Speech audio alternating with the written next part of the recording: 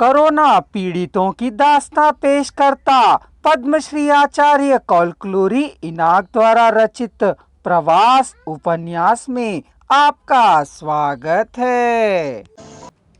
तो फिर छोटे बच्चे को चढ़ा दीजिए, ड्राइवर ने कहा। 5-6 होंगे, किसी ने कहा। तो चढ़ाइए ना, देर किस बात की है, ड्राइवर ने कहा।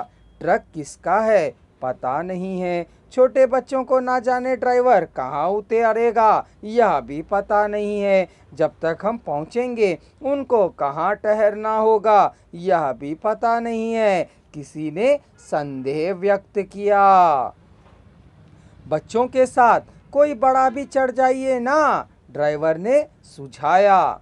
उसकी अच्छाई और अधिक समस्या बन खड़ी हुई। जिस ड्राइवर के बारे में हमें पता नहीं है, उसके ट्रक में औरतों को चढ़ाना कितना सुरक्षित हो सकता है, किशोर ने पूछा।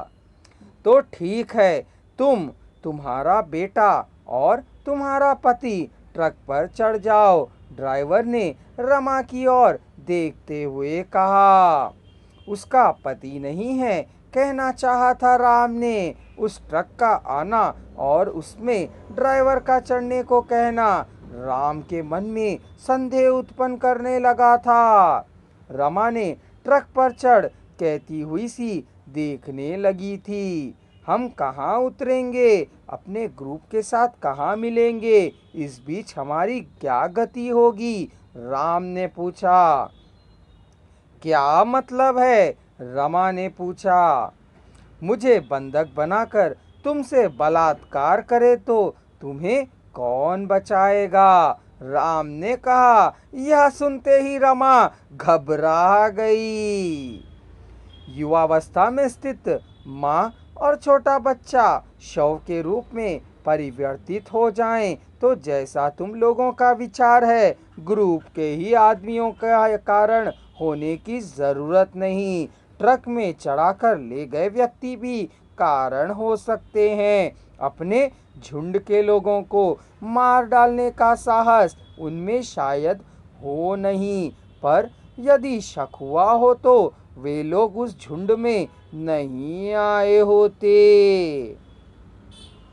रमा राम की बातें बहुत ध्यान से सुन और समझ रही थी। संदेह होने पर भी और कोई मार्ग ना होने से किशोर ने कहा।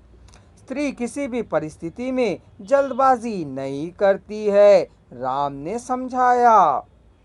मैं नहीं मानता, पर इस परिस्थिति में क्या करना चाहिए।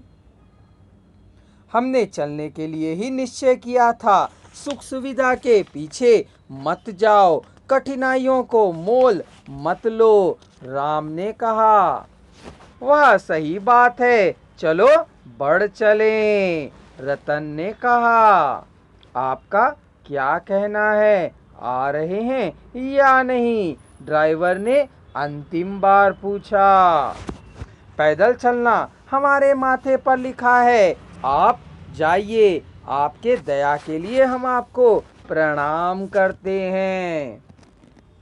आपकी मर्जी, जैसा चाहें वैसा करें, कहकर उसी क्षण ड्राइवर ट्रक को भगाकर ले गया। तुमने सावधानी से सोचा है, रमा ने कहा। राम चुप ही रहा। जयेश जोर जोर से अपने बाल खींचने लगा था। बाल मत खींचो रे जयेश, राम ने कहा। ठीक है सर, जयेश ने कहा। कोरोना को संक्रामक रोग कहा गया है, यह हवा से नहीं आता है, ऐसा भी कहा गया है, तो फिर कैसे लग जाता है, रमा ने पूछा। मनुष्यों के कारण और वातायात से। क्या मतलब है, रमा ने पूछा।